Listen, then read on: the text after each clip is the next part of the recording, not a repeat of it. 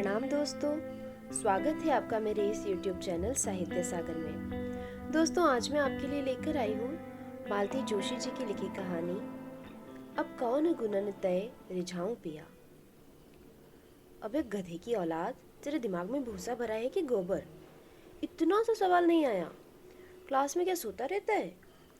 और टूरे ढक्कन के, तेरी आंखें हैं कि बटन? इससे आगे आभा से सुना नहीं गया।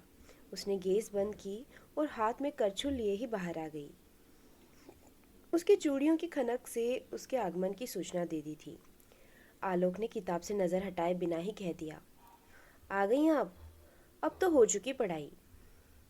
पढ़ाई चलने दीजिए, मैं तो बस ये कहने आई थी कि गाली ज़रा सोच समझ कर दिया कीजिए। अपने ही बच्चे को गधे की औलाद कह रहे हैं। एक क्षण को आलोक सकपका गया, पर तुरंत ही संभलते हुए उसने कहा, क्या गलत कहा मैंने? गधा ही तो हूँ मैं, विशुद्ध गधा। इसलिए तो अपनी छुट्टी का कचरा करके इन बजर बट्टुओं के साथ सिर खपा रहा हूँ। बच्चे भी तो अपनी छुट्टी सेक्रीफाइस कर रहे हैं। वे भी इतवार को थोड़ा रिलैक्स होना चाहते हैं, दोस्तों से खेलना चाहते हैं, टीवी देखना चाहते हैं। पर मैंने ही उनसे कह रखा है कि बेटा, पापा को संडे के सिवा टाइम नहीं मिलता और ये गणित और साइंस मेरे बस का नहीं है। बेचारे मन मारकर पढ़ने बैठते हैं, पर इतनी डांट डपट होती है कि बेचारे रटा रटाया भूल जाते हैं।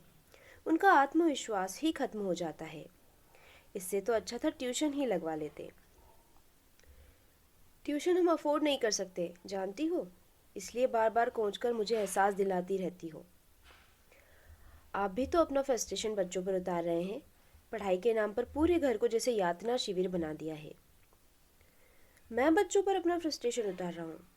ये इतनी बड़ी बात कैसे कह दी तुमने? किस आधार पर कही है? बच्चों को अब इस जुगलबंदी की आदत सी पड़ गई है। वे थोड़ी देर तो सहमे से बैठे रहते हैं और फिर चुपचाप खिसक जाते हैं। मम्मी पापा को पता ही नहीं चलता। वे जानते हैं कि अब इसके बाद पढ़ाई नहीं होगी। वे हफ्ते भर के लिए फुर्सत पा जाते हैं। बक झक कर आभा रसोई में लौट आई, पर खाना बनाने का सारा उत्साह ही खत्म हो गया था।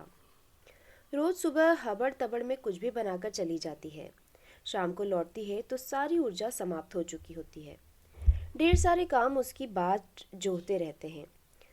तब सोचती है कि खिचड़ी की हांडी चढ़ाकर सबको परोस दे, पर जैसे तैसे 4 रोटियां तो डालनी ही पड़ती है। इसलिए हफ्ते भर की कसर वो संडे को पूरी करना चाहती है। उस दिन कुछ स्पेशल बनाने का उसका इरादा होता है। इसके लिए वो पत्रिकाओं से, टीवी से रेसिपीज उतारती रहती है। लेकिन इतवार के दिन घर का वातावरण कुछ इतना बोझिल हो जाता है कि उसके संडे स्पेशल का कचरा ही हो जाता है। न उसे बनाने का उत्साह रह जाता है, न खाने वालों को खाने का। बस एक रस्म अदायगी सी होकर रह जाती है। आभा को समझ में नहीं आता कि उसकी ज़िंदगी औरों की तरह स्मूथ और सरल क्यों नहीं है। लोग तो इससे कम में भी गुजारा कर लेते हैं और खुश भी रहते हैं। आलोक पहले भी बहुत खुशमिजाज नहीं थे, पर अब तो बहुत ही असहिष्णु हो गए हैं। उस पर आती है तो वो तुर्की बतुर्की जवाब देकर उन्हें चुप कर देती है। पर बच्चों को तो झेलना ही पड़ता है, और ज़्यादा झेलना पड़ता है। जब पत्नी पर वश नहीं चलता तो सारा गुस्सा बच्चों पर ही उतरता है। बच्चे तो बेचारे उनसे दूर ही भागते हैं, क्योंकि किस बात पर उनकी शामत आ जाएगी कुछ कहा नहीं जा सकता। घर में बैठे मिल जाएंगे तो डांट पड़ेगी कि दिन भर टीवी से चिपके रहते हैं, खेलने नहीं जाते। खेलने जाएंगे तो घड़ी के कांटे पर नज़र रखी जाएगी, एक एक मिनट का हिसाब मांगा जाएगा। खेलते समय कपड़े गंदे हो गए या मोजे फट गए तो डांट पड़ेगी, चोट लग गई तो डबल फटकार मिलेगी। घर पर अक्सर मिलने वाले आते ही रहते हैं। अगर उन्हें दरवाजे पर ही खड़ा करके बच्चे सूचना देने भीतर आ जाएंगे तो बुरी तरह झल्ला जाएंगे। इतनी भी तमीज़ नहीं है कि मेहमानों को पहले भीतर बैठाओ। वे भी सोचते होंगे कि अच्छे शरीफ लोग हैं, बच्चों को सामान्य शिष्टाचार भी नहीं सिखाया। एक बार छोटा इसलिए पीट गया कि उसने आगंतुक को ड्राइंग रूम में बिठा दिया। बेवकूफ़, वो प्यून था ऑफिस का। वे बाद में गरजे थे।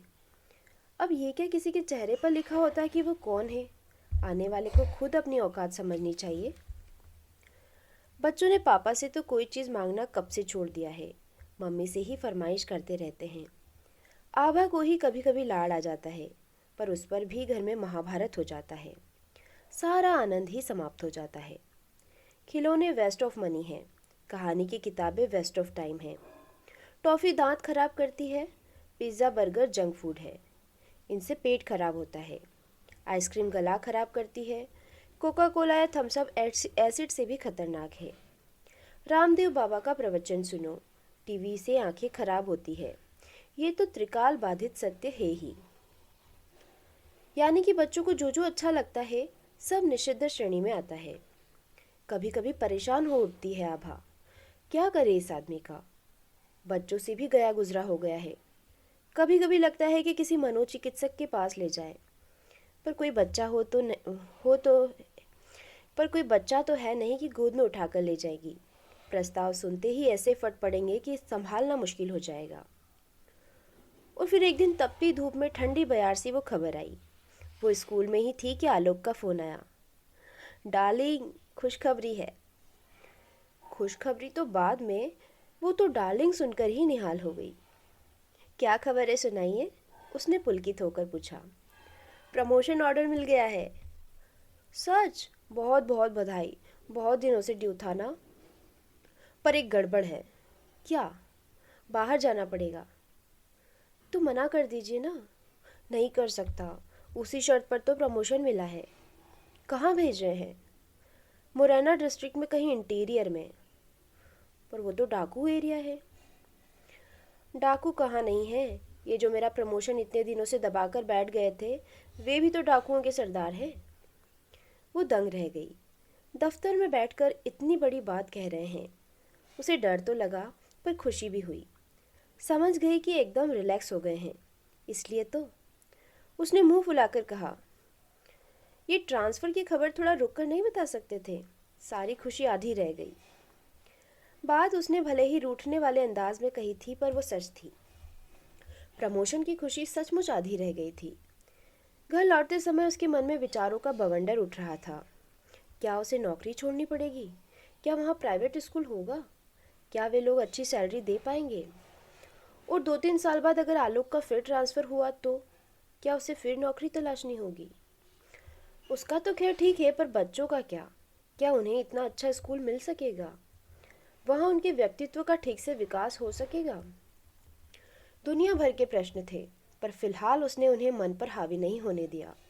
घर लौटते हुए वो आइसक्रीम और बुके लेती आई थी। बच्चों को उसने समझा दिया था कि पापा के आते ही फूलों से उनका स्वागत करें। उसने मनोयोग से आलोक की पसंद का खाना बनाया, बच्चों के कपड़े बदले, खुद भी एक प्योर सिल्क की साड़ी पहन ली। अगरबत्तियां जलाकर घर का वातावरण सुगंधित कर दिया। तीज त्योहार पर जलने वाले पेडेस्टल लैंप को जलाकर ड्राइंग रूम में इंद्रधनुषी छटा बिखेर दी। उसका मन तो पर्दे और सोफे के कवर्स बदलने का भी था, पर उतना समय ही नहीं था।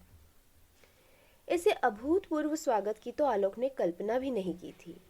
वे तो एकदम अभिभूत हो गए। बहुत दिनों बाद उन्होंने बच्चों को खुलकर प्यार किया। एक अरसे बाद पत्नी की साज सज्जा को नजर भरकर देखा। खाना भी सानंद संपन्न हो गया। खाने की मेज पर 2-4 चुटकुलों का आदान प्रदान होने से माहौल खुशगवार बना रहा। मतलब ये कि सब कुछ योजनाबद्ध तरीके से होता चला गया, कहीं कोई व्यवधान नहीं हुआ। आभा ने राहत की सांस ली। सोच लिया कि आज की रात भी सेलिब्रेशन की रात होगी। खुश हो? बिस्तर पर आते ही आलोक ने पूछा। बहुत बहुत खुश हूँ, आभा के पति की छाती में मुंह छुपाते हुए कहा। बहुत दिनों के बाद तुम लोगों को इतना खुश देख रहा हूँ। बहुत दिनों बाद इतनी अच्छी खबर जो मिली है। मैं तो बहुत पसोपेश में था, प्रमोशन नकारने की सोच रहा था, पर तुम लोगों को इतना रिलैक्स देखकर सारा असमंजस दूर हो गया। प्रमोशन नकारने का तो सवाल ही नहीं उठता। कितनी लंबी प्रतीक्षा करनी पड़ी है, तब ये दिन आया है। बस एक ही मलाल है कि हम लोग अभी साथ नहीं चल सकेंगे। मेरी नौकरी की तो ऐसी कोई टेंशन नहीं है, पर बच्चों को मिड सेशन में डिस्टर्ब करना ठीक नहीं है। आप तब तक वहाँ मकान वगैरह ठीक कीजिए, मैं यहाँ धीरे धीरे पैकिंग करती रहूँगी। बस परीक्षा होते ही हम लोग भी आ जाएंगे, रिजल्ट के लिए भी नहीं रुकेंगे।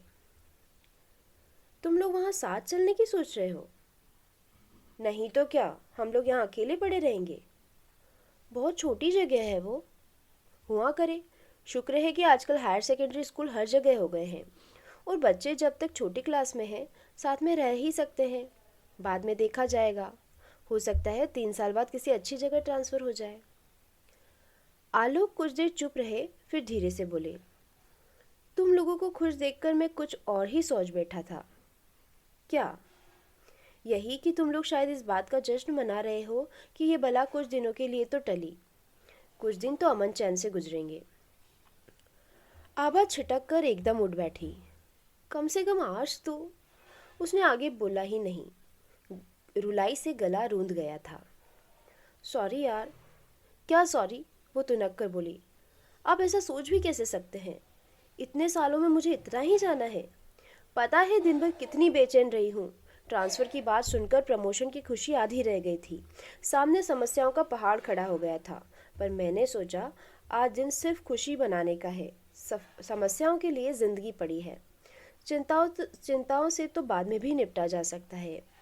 इसलिए मैंने अभी बच्चों को भी कुछ नहीं बताया है।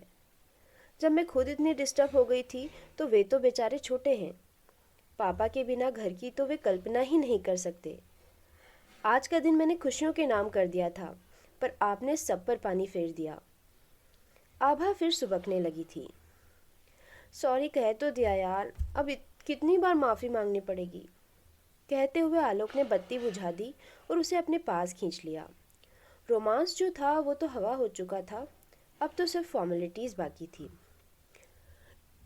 दोस्तों, कहानी यही समाप्त होती है। कहानी आपको कैसी लगी मुझे कमेंट बॉक्स में लिखकर ज़रूर बताइए।